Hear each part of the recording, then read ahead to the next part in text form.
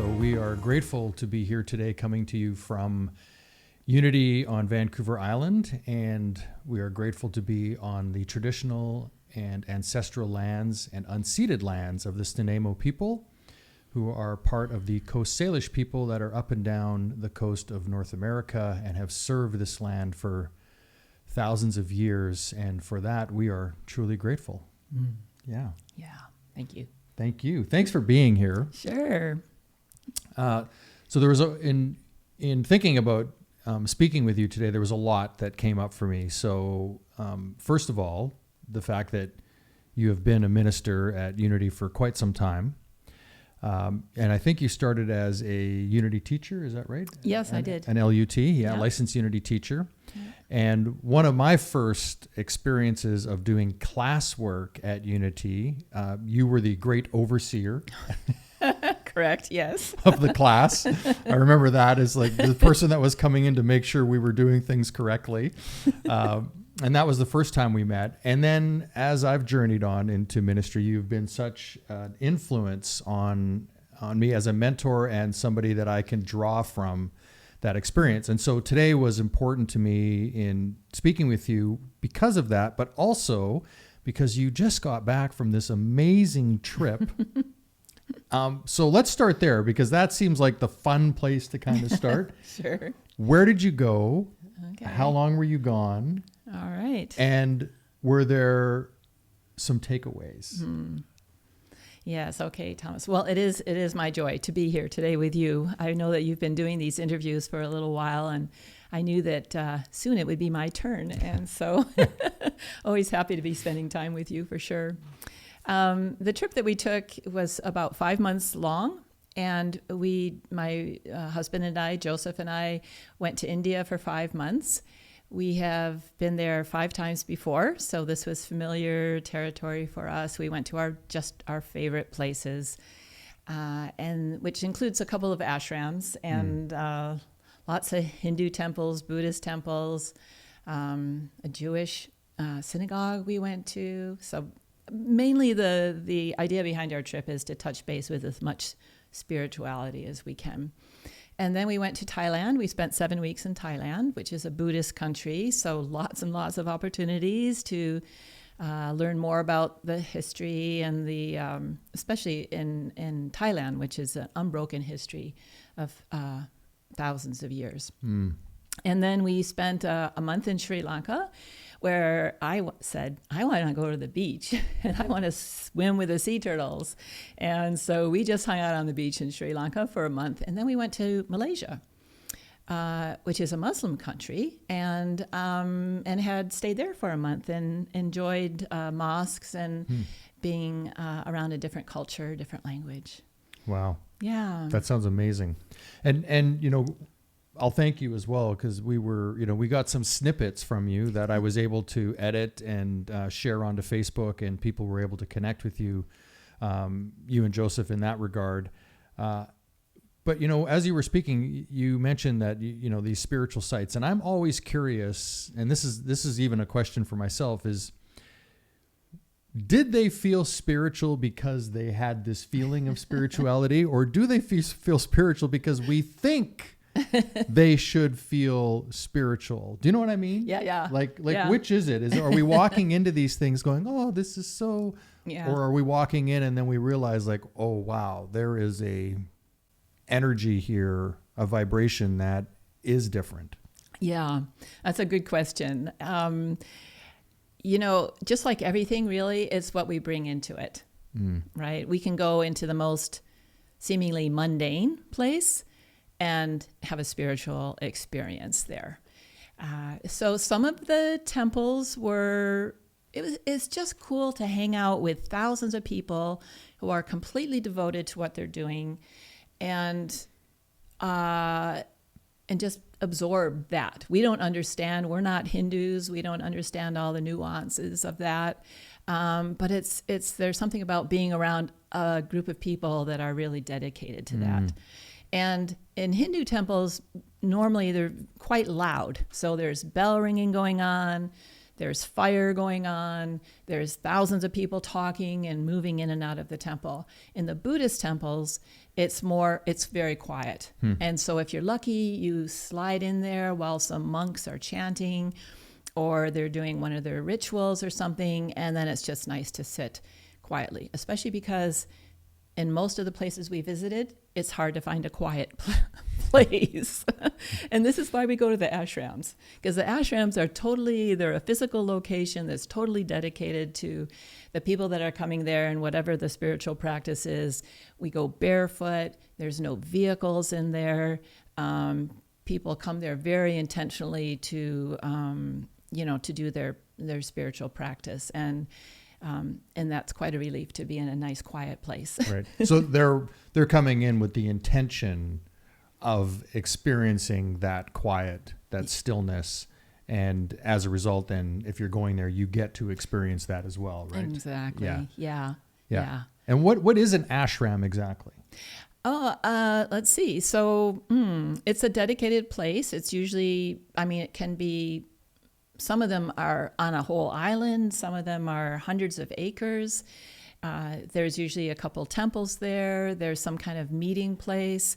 There's places for people to stay, to very simple accommodations. We slept on mats on the floor and without pillows and all that kind of stuff. And then often, there's either a person there or a philosophy there that is being really experienced and talked about and studied and lived very fully when you're in the ashram experience. Right. And so do you need to know what that is going in ahead of time, or you're just able to go and experience? It helps to know ahead of time. Right. Yeah. So one of the ones that we've been to 3 or 4 times, we know the philosophy behind it. We know where they're coming from. And of course, it's something that we resonate with. That's why we go there. You can, actually, when you apply to get a bed at one of the ashrams. So there's a process to get there. Okay. Yeah. When you're trying to book, they'll ask you, have you been here before? Are you familiar with these teachings? That kind of thing. So maybe they weed out some people there. Yeah. Right. And so with that in mind, back to that question, do you feel like you walked into places and there was an energy that you could lean into, and even if you walked in going, I don't really know much about this place, but there's a feeling of something? Yeah. We had a couple of really highlight experiences like that in India, and both in places where we've been before. Well, no, actually. So we were traveling with another Unity minister, and he was gung-ho about it, going to this one particular holy mountain. And so we said, yeah, sure, why not, And this is the way things go all the time, like acceptance and going with the flow is one of our major themes on this trip. As we were driving to the ashram, the driver said, first you should stop at this temple. And it's like, okay, well, we have an hour, but that goes right out the window. He dropped us at the temple, and it turned out to be a major Hindu temple in this area of India. And some fella just kind of picked us up at the gates and said, I'll show you around, I'll take you through. And we were there for almost 2 hours, and we were the only Caucasian people there, with probably 5,000, 6,000, 7,000 people who had come in to do this one practice, and we just got, swept into that whole crowd. It was hot, it was dark, there's bells clanging, there's fire going, there's people are chanting. It was a Shiva temple, and it was when we came out of there, I felt like changed. Wow. On a cellular level kind of thing. Yeah. And we weren't expecting that. It was like, okay, sure, we'll visit this temple. But it was really, we had the full on experience, which normally we don't because we're not Hindus, right? So we're always just observing and trying our best to be respectful of the place. But in this case, we were right in the midst of it. Right. Yeah. It makes me think of, and this is a really poor comparison, I know, but I have gone to see movies that I knew nothing about and walked in and just been like, that was incredible. Yeah. And I don't know that I would have had that experience had I thought the movie was going to be, I would have been measuring it like, oh, somebody told me this is really great. You should go. So then you go and you're thinking your life's going to be changed, and you watch and you're like, well, that was okay. Whereas this sounds like that kind of experience. You really don't know what you're asking for when you go. Yeah. And then all of a sudden it's all there. And you walk out and just like, what was that? Oh, you should see the photos of us coming out. We're just like stunned, like deer in the headlight kind of thing. And that's really true that about our expectation before we go into things. And so this was a new temple, and we actually had in my mind, I was thinking we only have an hour. We got to get to the ashram in time. So anyway, once again, the lesson of just let the bigger picture unfold. Right. I was, it's funny you bring up time. I was reading from Butterworth this morning, Eric Butterworth, and it was on the Power of One. What's the book? Do you remember the name? Discover the Power Within? Yes. Yeah. Discover the Power Within. And he talks about time at one point in there, and he spends quite a bit of time on speaking about time and how we have this illusion that we're thinking that we need to be somewhere and that we have this finite life experience, and yet really everything that we absolutely need is always in the moment, is basically what he's saying. Yes. And so it's funny how even as ministers, yes, we always need to be reminded that, because, I love that you're like, we've only got an hour here and we got to get going. And then no, there was a different plan at play. Exactly. And had you really stood by that, I need to be, I need to do it this way, would you have had that experience? No, not at all. No, Right. no, not at all. Because it was, we were probably there for a couple of hours, and actually time there was no time when we were there. I had no idea what time it was when we came back out. Right. Yeah. Right. And so with that, and so I think there's a great idea here. So what was your intention to go? Well, really, our friend was so keen. He was really keen to visit this place. It's No, I meant the trip in total. Oh, the whole trip. Yeah. Oh gosh. Well, I really love being in other cultures, even though it's very uncomfortable sometimes. I like seeing new things. I love an adventure. I'm up for exploration and experience. And because the overall overarching picture is the spiritual aspects of every place that we visit, we have that as our guiding light. Right. But then within that, we're open to whatever appears. We've been to some amazing, like 3,000-year-old ruins of temples where people have been coming for, thousands of years up in the mountains, just because we spoke with someone and they kind of, I guess they sensed our respect and our genuine interest, and took us on these long trips up into the mountains. This is up in the Himalayas and things. Yeah. Yeah. So the point I was kind of trying to parse out here is that had you been rigid about how the experience was supposed to go versus allowing the experience of, hey, we're going here to learn, to experience, to get uncomfortable, all of those things, which is kind of what you experienced in that, some discomfort, all of those things. But had you been rigid in like, it's supposed to look a certain way and I need to control it, you probably wouldn't have had that. It's, we don't even have control over our own lives here. Yeah. Honestly. And so when you go to another country in another culture that's not yours, you have control over nothing. Nothing. And like I said, this is our 5th time there. Slowly, that gets beaten into us. And we're just, just continuously opening ourselves up to what's being presented, to the opportunities. And it's not like we go along with everything that comes up. We use our power of wisdom or discernment and our gut and our heart feeling. And it's like, no, I don't think this one feels right for us, you know? And then we just go with that, because there is so much. I don't know if you've seen pictures of India and the streets and the chaos. You can't be dreaming about tomorrow or checking your watch. You'll get run over, or you'll fall into a hole, or get strangled by an electric wire that's hanging across where you're walking, because there's no sidewalks. So you really have to be in, like as Eric Butterworth said, in this now moment is the only moment. Presence. Yes. Yeah. Yeah.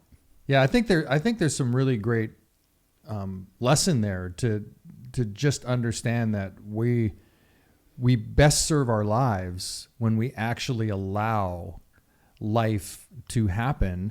And I also think that point you made about discernment of there is that willingness to go with it. It's I think what I'm trying to get to is that we need to get out of here, out of our heads a lot of times, and allow that discernment from our body, our wisdom in here, in our if you want to call them chakras, but to say, hey, does this feel right for me? No, I don't think so. Mm-hmm. And to be okay with that, to not be so rigid that, no, I said I was going to go do this, so now I'm going to go do this, yet everything within you might be going, don't do this. Exactly. Or you should do this. No, I wasn't on my agenda, so I'm not, right? Yeah. I think spirituality is riddled with that essence of we need to be willing to just live. Yeah. Yeah. Our mind, if we're only operating out of our mind can only see, it can only analyze and reason and take in data, and it doesn't leave any room actually for what's, to me, more real, which is the feeling and the energy behind something. So as long as we're operating with our thoughts, our life will be very small and closed, and probably not that happy. I would say. Yeah, it's kind of like, I love intention setting. It's kind of like goal setting, except it's not so specific. Yeah. Like to have an intention of, I am going to get uncomfortable at times. I'm willing to do that. Mm-hmm. I'm going to be curious. I'm willing to do that. Like to have an open field of possibility versus always entering everything like I need to try to control every situation, which you've already alluded to. We don't, the only thing we can control is how we respond. Yes. Right. Yes. Like, how am I going to respond to this discomfort I'm in right now? And sometimes it means staying in the air conditioned room for a whole day and just reading a novel. That's right. which we did from time to time. Sure. Well, you need to know, right? What do I need right now? What is best going to serve me on this journey? That because you guys were gone for how long? Almost 5 months. Almost 5 months. Yeah, wow. Yeah. I would love to do that. Yeah, it was pretty special. Yeah. We've been waiting to travel a little bit because we haven't been allowed to do that. And now that I'm a freelance minister, I get to pick and choose what I'm doing, and I can carve out a 5-month period. Right. Is that a job description? Freelance minister. You like it? Yeah, I do. I like it. It's so let's back up a bit, because there's probably many people that might be watching this that don't really know you. Okay. Right. Mm-hmm. Sure. I know you from my experience at Unity, but I don't really know your history. So how did Unity begin for Reverend Vicki? What, just give us a timeline of Unity, becoming a licensed Unity teacher, and then, deciding to be a minister. What does that look like? Let's see. I lived on kind of a remote island for my first 18 years here in British Columbia. And so something came to me that I needed to move. And so our family moved to Victoria. And that's where we found Unity. So that's kind of an interesting, I'm sure if it was divinely ordained, I would have found it on this island, but it made it a lot easier to find it in Victoria. My mom was in Unity. And so one time she came to visit me, and once we had moved to Victoria, and asked if I would drive her to church. And so it's like, well, she's my mom. I can sit through a church service. It's okay. It won't hurt too much. And of course, had a completely different experience and didn't miss a Sunday since. So that was 1988. Wow. Yeah. And then I'm just a curious person. And so I started taking classes. Mm-hmm. And then someone mentioned to me one time, well, how many credits have you got? I said, I have no idea. I'm not really doing it for the credits. But it turned out I had almost enough to become to go through the first stage of licensed Unity teacher. Okay. And so I did that, and then did the leadership training for licensed Unity teacher, and was licensed in the year 2000. Okay. So from 1988 to 2000, you were a participant, so to speak, a congregant and participant, but you also kind of stepped up by taking classes and really wanting to dive into the work. Yes. Right. Yes. Okay. And also volunteering. I was an usher, and I Right. volunteered everything. I also worked in the Unity office for a little bit too. So Okay. yeah. So then in 2000, licensed Unity teacher. So I'm teaching. I thought, this is good. People would ask me once in a while, why don't you become a minister? It's like, no, I don't want to be a minister, because I could see how hard ministers work. And you weren't open yet to the suffering yet, right? No. So I resisted. I had 3 different opportunities to enter the ministerial program and turn them down. And then in 2009, there was an opening for a spiritual leader in the Comox Valley. And so I came up to the valley and was here for a few more years. And then once again, presented with the question, why don't you become a minister? And, I just thought, so really seriously, Vicki, did you think you could just cruise through the rest of your life being a licensed Unity teacher? Because I knew the minister's program was, hard. I was going to have to work hard. I thought, it's like, no, we're growing all the time. Or for me, I want to be on the growing edge of myself all the time. So I agreed to enter ministerial school, and I was ordained in 2015. Wow. Yeah. I like that, how you said that it couldn't be that painful. And it turns out, and I'm kind of tongue in cheek. The pain, at least my experience, I don't know what your experience was like, but for me, the pain of going through ministry was not the, writing a paper, although there was lessons in that, and not all the reading. And although there was lessons in that of organizing my time and making sure I understood what I was actually reading and being able to comprehend. But the real work was the, who am I? Yes. At the bottom, that was the pain of digging up the bones and exposing yourself to, because it's the things that are there, but you're just happy to ignore them. Yeah, I can work around it. Yeah, it's like, I know I did that. That's okay, though. Nobody else knows, so I can get away with it. But I think what I learned, and maybe this is true for you, is that you can't get away with it because Exactly. Exactly. Like the most important. I know. Exactly. The most important person in the whole thing is you, and Yeah. So how do you plan on getting away with it? You have to face it at some point. And I mean that if you want something in your life greater than what you're experiencing now, right? There is a moment in time where you got to face, like, okay, I did that. Yeah. Yeah. And this is a trait of mine, and I'm not really thrilled about this stuff, and I try to avoid this, or I'm critical of this kind of person or myself. This was definitely the hardest part for me as well. Took 3 years to do that personal credo. Is that what you? Yeah, just uncovering, and coming face to face with the real human me. When I read through what I came up with, I thought, wow. Anyway, it's very enlightening in a whole lot of levels. I thought, I do have things to offer. I do have things to contribute. I do have some growing to do in some areas, in many areas. And if I'm stepping into this position as being, a spiritual leader, doing pastoral care and spiritual counseling and stuff, I can't be operating with blinders on. The more blind spots that I've had that I can bring the light onto, the better I'm going to be able to serve in that way. Yeah. Yeah. Getting rid of the baggage. Yeah. Yeah. As you were sharing that, I was really thinking about the idea that I was listening to a book this morning, an audiobook.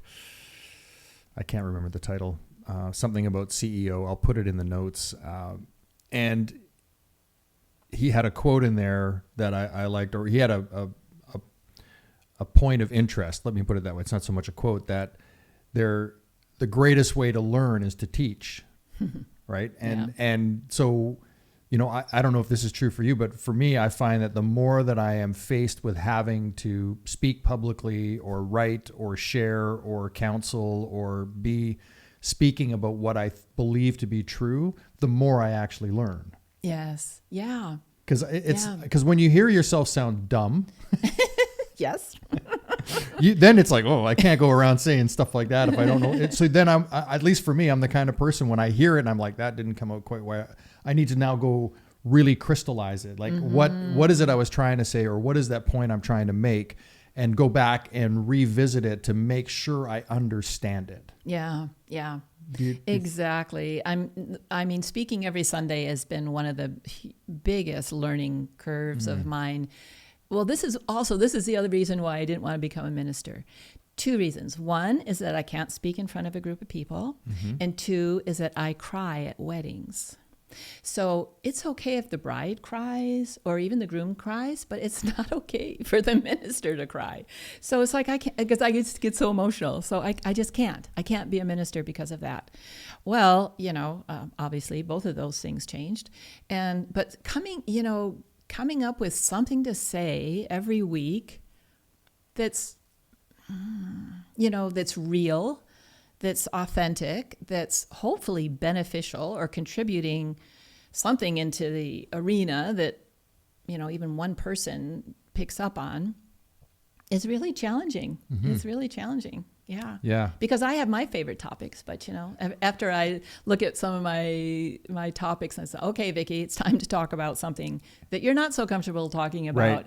Let's dig in. Right. I think I love that you said that, because what I have been thinking about more and more, or been practicing more and more, is to get into the conversations that I want to learn about. Yeah. So I'm okay to just like learn something brand new and then go out there and try to speak about it, because then I'm forced to really, to arm myself with a lot of information. Yeah. But then I'm in those moments of speaking about it. You at least I find you're forced to really get particular.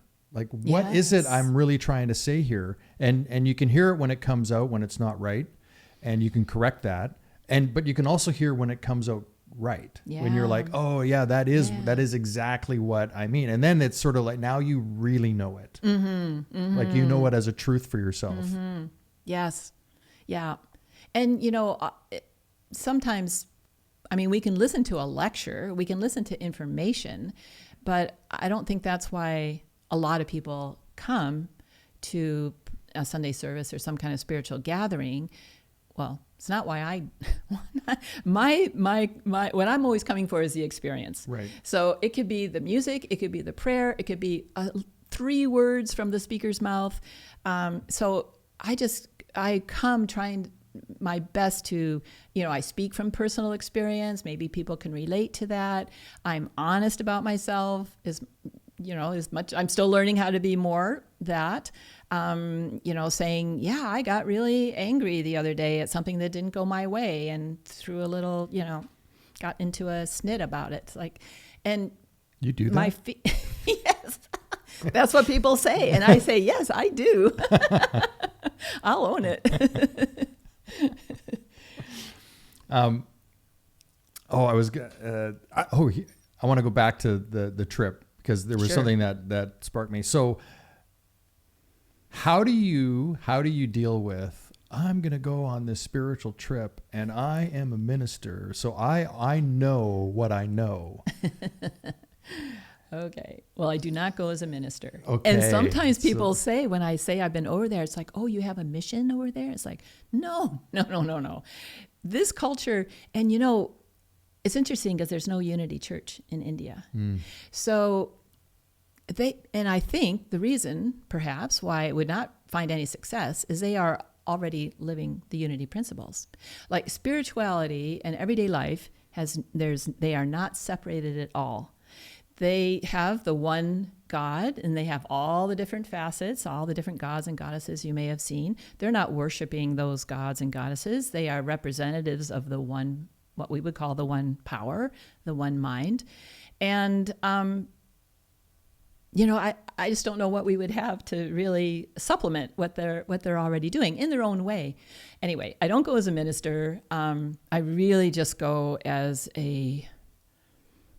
just a curious person. Right. So you have to, for you to do this, and I think this is really important because it's something I would take away from this conversation with you, is you really need to again, just strip out all the crap about yourself Yeah. and really go as somebody that knows nothing. Yeah.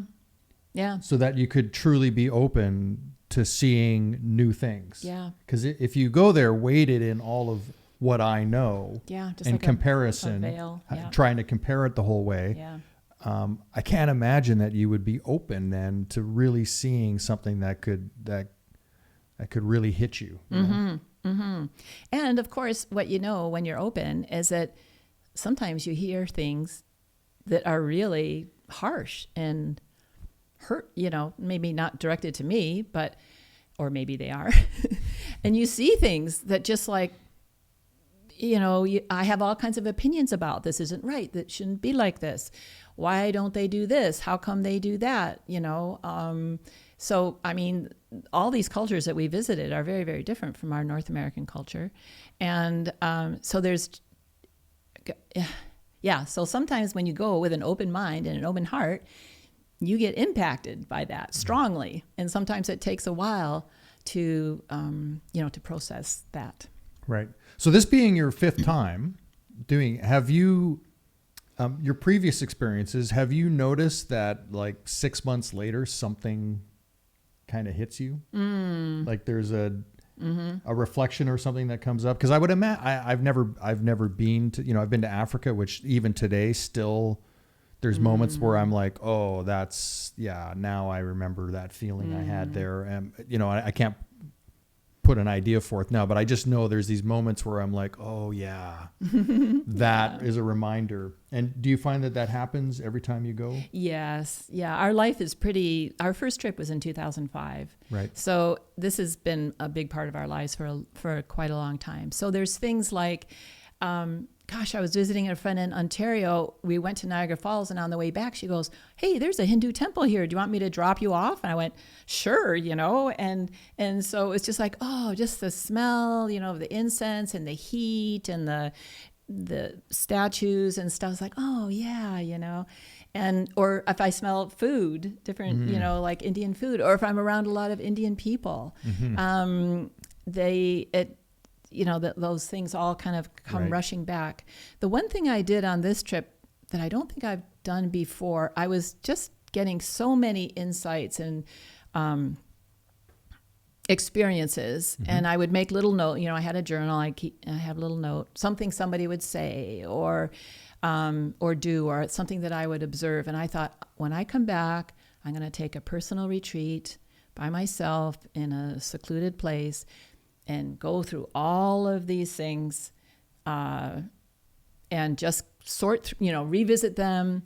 Is it still valid now? Or it was just kind of like that's kind of fun, as part of the trip, but it doesn't really have any place in my being now, and see what I want to integrate and what I want to let go of. Right. So I did that last week. And so there's lots of things that will be sticking with me. Wow. Yeah.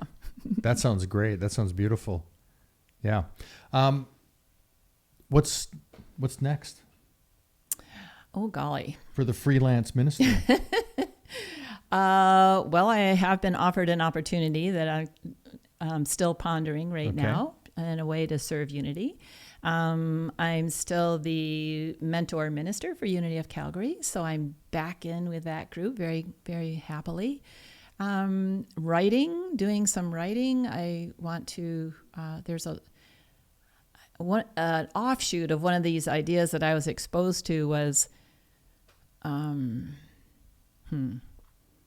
did we end up with the life that we have right now? The circumstances. Because this is one of the things that, do we have more time? Oh, we have as much time as we want. Okay. This is totally, we get to make it up. Okay. Yeah, it's all made up anyhow, so. All right. So this little insight I had was the result of, we were in Sri Lanka on the beach, we were in a little homestay, and the next property down was it looked like a burned out building. It was cinder block. It was black, no windows, no roof. And I'm sure what it is the remains of someone's home after it got hit by the tsunami. So Sri Lanka was hugely impacted by the tsunami. And there's Is that the one back in like 2004? Yeah, 2004. I was going to say that. Yeah. So if you don't have the money to repair your house. Anyway, there's a very elderly man living in this burnt out building, and he would sell coconuts on the beach. And so he would go down, he'd get a couple of coconuts he'd ride out on his bicycle. I don't know where he got the coconuts from, come back, go down, put a little sign on the beach. And as people walked up and down the beach, he would say, would you like a coconut, which he would lop off the top and stick in a straw and you could drink, and it's delicious. Well, we were right next door. So I don't know, like every other day I would go over and get a coconut from him. So one time I went there and he says, so are you tomorrow? You coming back tomorrow?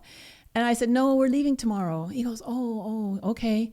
And Joseph was down at our place. He says, call your husband over. So we go there. And this is a question we got a lot, which is like, you would never hear this question in North America. How old are you? Continuously, people were asking us how old we were. So I said, I'm 71. And Joseph said he's 68. And the man said, oh, I'm 68 too.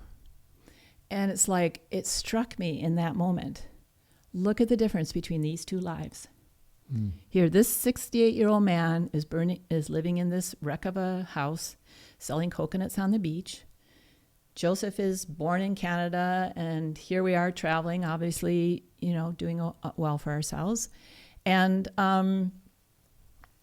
what it's like where you were born, like what you were born into, what's the life that you're living. And I just thought there's something behind that.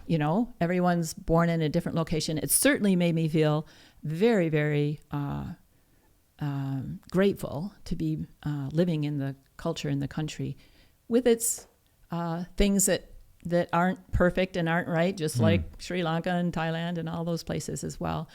And so it got me to thinking about like how do we end up where we are, and with the things that happen to us. We've all had misfortunes. We've all have accomplishments. We've all had disappointments. We all have, things. A lot of it is as a result of where we live and the opportunities that we have.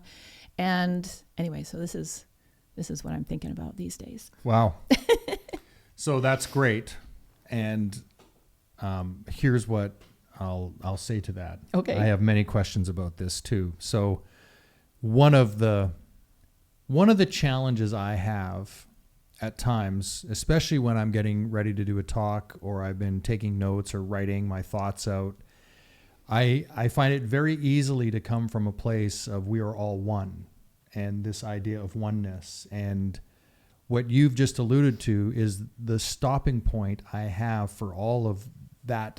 Sometimes I'd call it nonsense, is that the fact that I was born here with the parents that I had already gave me an advantage that many people in the world don't have.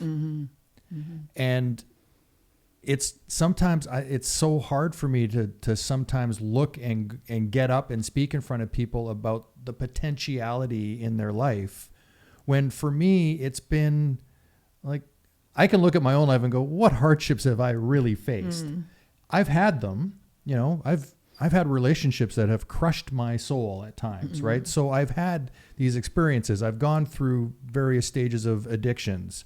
I've lived those, but it's not like a guy living in a burned out home on a beach selling coconuts just to make it through to have enough money to eat. I've never experienced that. And so I do have this running sort of question about this idea of unity and oneness, and isn't it all wonderful? And if you would just change your thoughts, it's how you perceive life. Like all of that stuff sounds really great. Yeah. But it's coming, I have to check in on that. It's coming from a guy who lives in a country where You know, I've been given every opportunity to be successful on a monetary, enjoy life perspective. Yes. So what do you say to that? I'm kidding. I'm not throwing this at you, but Well, the oneness thing is also another one of the trains that I'm traveling on now, and really exploring what that means. And I came to so, you know, let me see, where do you start? I know it's a Yeah, constant battle, but go. I'm here to support you and challenge you at the same time. All right, let's see what I can do here. So let's see. In unity, we believe, and a lot of other philosophies do as well, that there is one creator or one source or one divine mind, by whatever name you want to call it, that we are creations of that. And so that which kind of makes us all brothers and sisters, like all creation. And in my world of creation, that includes the animals and the trees and everything. So what happens if we just go to that place of that commonality that we have? And now, this is not a mind. This doesn't work in your mind because, of course, you're different than me, and this fellow is different than Joseph. But at the core, at the essence of our being, there is only one. It doesn't mean the person's a nice person. It doesn't mean that, you know, you don't need to be around this person, but you can still don't lose track of the fact that you share, that we're one. So let me share something that happened. We were on the transit system in Bangkok. And so there's a bunch of people sitting across the seats from me. And I got to sit in the elder seat because they reserve seats for people with gray hair. So I never had to dye stand. mine gray just for that reason. Or you're a monk, or you're pregnant, or or you're disabled. That's anyway. So I'm sitting there and I'm looking across the aisle there, and there's somebody who's like tapping their foot, really, really impatient. I thought, wow, yeah, they look like they're impatient. Then the next person, there, of course, lots of people in their phones, smiling. Oh, she's happy. Then the next person looks really like they're about to, like, really angry, really, really angry. And then the next person is talking to her child sitting on her lap. And I looked at them, I thought, yeah, I've been impatient, tapping my foot. Have a smile on my face, being happy about something. I've been really angry at times, and I've been very caring at times. So they're like mirrors of me. And we use this phrase a lot, and I'm not using it anymore because they're not mirrors of me. They are me. Mm. So you're looking at you when you look at people. And that's just really put a whole different light on how I'm looking at people these days. And again, not that you condone behavior that's not that's not acceptable, or that you stand in the way of someone's acting out or something like that. It's not about that.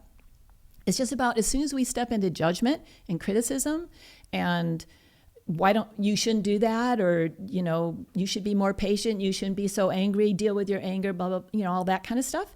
We're really opening up the gap between the perceived separation and non-commonality that we have, or disparity. I'm not sure of the right word.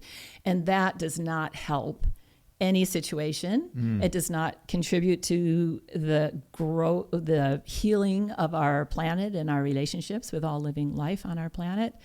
It takes us farther away from that. So in my mind, the more I can see the place of oneness, or feel it, and just keep that in the forefront ahead of many judgments or opinions I have about why people do things and what they do, the better it is for me.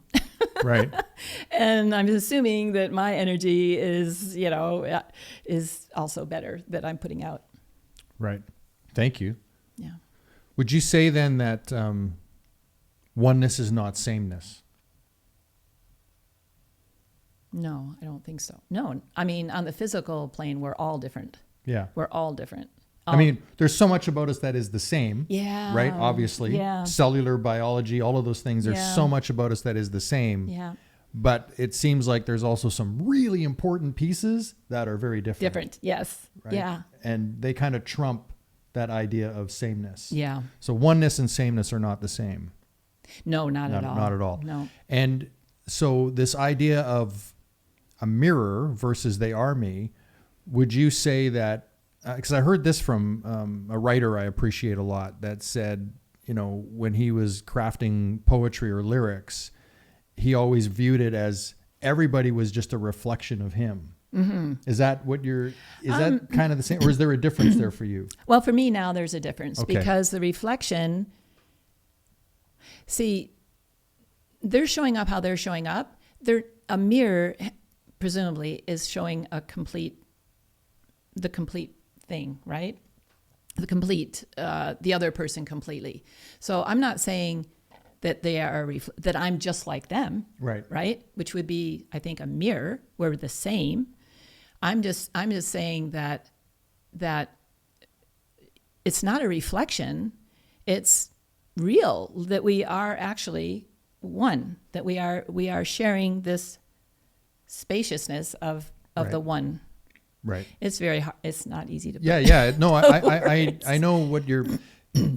I know what you're getting at, and And you know what else? Let me interrupt for a sec. Sure. Lots of times when I hear people using that mirror thing, it's like, oh, I saw somebody who was so angry, so it must be a mirror of me. It's used as a tool against ourselves, right? And not like that doesn't, in my mind, that doesn't serve any purpose. It just then we're into self-criticizing and self-condemnation. Right. So we're not absolutely the same, is what we're saying. Right. But there's some place that we share. Right. See, I don't see the mirror. I actually think of a reflection as a reflection, not an exact. Ah, okay, sure. It's reflecting something back to us of how we're thinking or what we're seeing in the moment or where we're at within ourselves. Right. Right. In that moment. Yeah. So when if I'm sitting here going, hey, Reverend Vicki's awesome. She's really great to talk to. I'm in a space that allows me to see that. Right. To reflect that back to me. Whereas if I was in a space of hating the world, you could just be another representation of somebody I could hate in the world. Yes. And that's reflecting back to me where I am.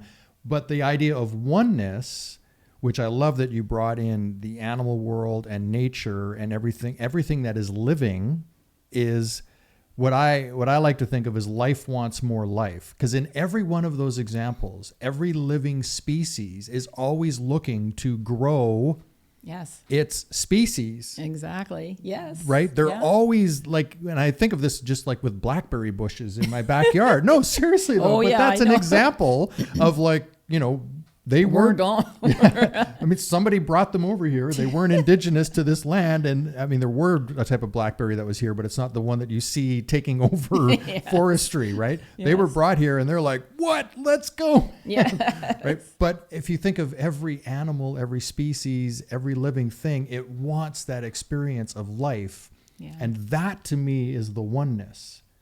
Yeah. That is something we share. That's that true. life force that we have is like, it's so in us, and I think if each one of us were to just resonate with that and embrace that life force, like, oh, I get to live. Yes. That's where possibility is. But then I say that, and then I get back to this. Yeah, well, look at your life. You were born in Canada with all of these, school set up for you and the ability to educate and learn to read and write, and your parent, like all of that stuff then trips me up. Don't let that get in the way. No, but I know, but it's like, that's the thing that wants to make sure I'm not too far into the righteousness side of it. Okay. I think. Because you have to have it with compassion, that there's people that just they don't even know that there's the possibility of something greater in the moment. Mm-hmm. Yeah. They've never heard that. Yeah.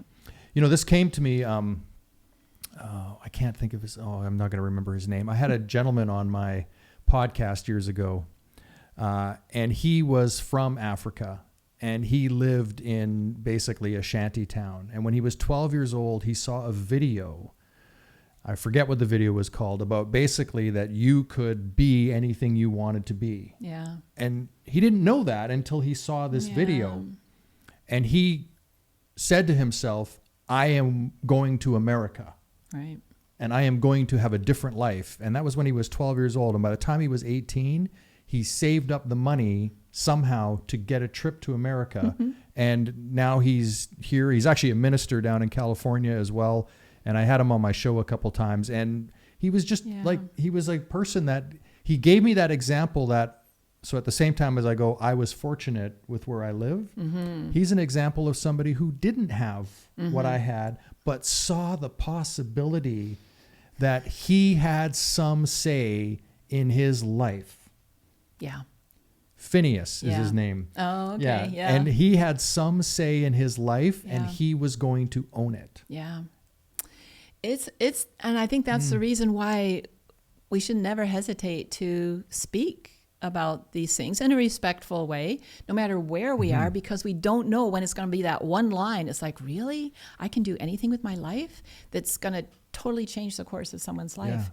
When a few trips back in India, we were staying in this place, and the fellow did these little classes with people, and one time his topic was forgiveness, which is not anyway, it's something that, okay.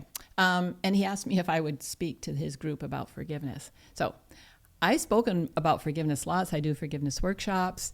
And so, but I'm in a different culture, and it was, so some of my ideas were kind of received, they were polite. They didn't really get that forgiveness is not about making the other person pay or letting them off the hook or that. It's really about saving yourself.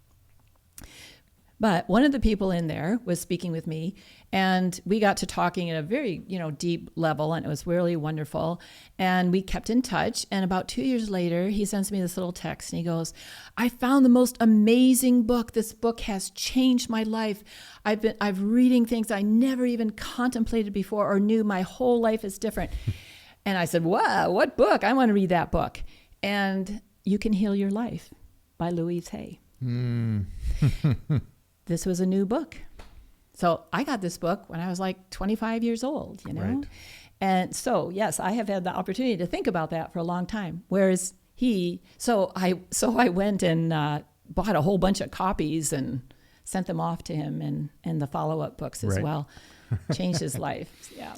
Well, thank you for that. There's the Maya Angelou, right? The Power Within. Yes. Eric Butterworth. And where he said that God loves you too. And she was like, what? Yeah. God loves me? Yeah. Little old. And that changed her life. Yeah. Yeah. And it's not about whether there's a God or not a God, or whether it's true or not true. That's not the point. The point is that idea she wasn't aware of before. Yeah. Changed her experience of life and what she thought was possible. Yeah. Yeah. And not only our words, but our actions. People can just see the way we live, observe the way we live, and think, wow, I wonder, maybe I could live like that too, or something. It's not just information, it's also the experience of each other. Yeah. Well, I shared here before that seeing Reverend Patricia, my first time at Unity, watching her up there, and then, coming week after week and suddenly getting that. It was actually in the first week though that it really hit me that I want what she has. What is going on? That there's that energy that there was something there for me that I saw. Of course, I didn't know that I'd have to go through ministry to get it, but I'm so grateful that I've had that opportunity. And like you, I moved to Nanaimo without any inclination that I would care about Unity, or I didn't even know it existed. Yeah. And so you just don't know what's going to show up. And for me, I think it, in a lot of ways it saved me. Oh, me too. Yeah. Me too. Like I can look at the person I was before, and there wasn't, I was a fine human being. I wasn't out there, robbing banks and killing people. But I wasn't healthy internally and physically and mentally, where everything was kind of working together. There was things that were apart. Yeah. You can kind of see the trajectory. It's a trajectory. It's interesting to look back and think about, if I hadn't found unity, what my life would have been like. I was a wreck. Yeah. Yeah. And so it's beautiful. And like Phineas, like that person you're speaking of that, read Louise Hay's, like Maya Angelou, I didn't know that unity and the 12 powers and this idea and Eric Butterworth teachings existed. And once I did, it was like, oh, wow. Yeah. It changes everything, for right? For me, in it changed. It changed my life in a lot of ways. And there's been many of those moments in my life, actually, that have been changed by those experiences. So. And I think the question for me is always, is my behavior right now, are my actions and how I'm showing up contributing to the well-being of the planet? I always look at the whole picture, the bigger picture, the universe, or what am I contributing? So when I'm angry or disappointed or impatient or something like that, what am I contributing now to this pool that we all live in? And maybe I just want to think about that again and come back to the table with something different. You actually just, I think, parsed down a thought for me into very simple form. Am I contributing to life right now, or am I taking away from it? Mm-hmm. Yeah. And I mean that on every level of life. Yeah. Am I actually a contribution to life, or am I detracting? Impediment. Or impediment to life itself. Yeah. Wow. It's probably a good place to leave. Sure. Yeah. Okay. Oh, it's been fun. I was a little apprehensive about doing this, so thank you. Because I'm scary? Just because, well, you know how I didn't want to be a minister because I didn't want to speak in front of people. It's like, I don't know if I want to be on an interview. So a big step. No, this was great. Thank you. Thanks for being here. And thank you, everybody, for joining us. And please leave your comments below if there's any or questions. And they do get monitored. So thank you. And thank you, Rev Vicki. You're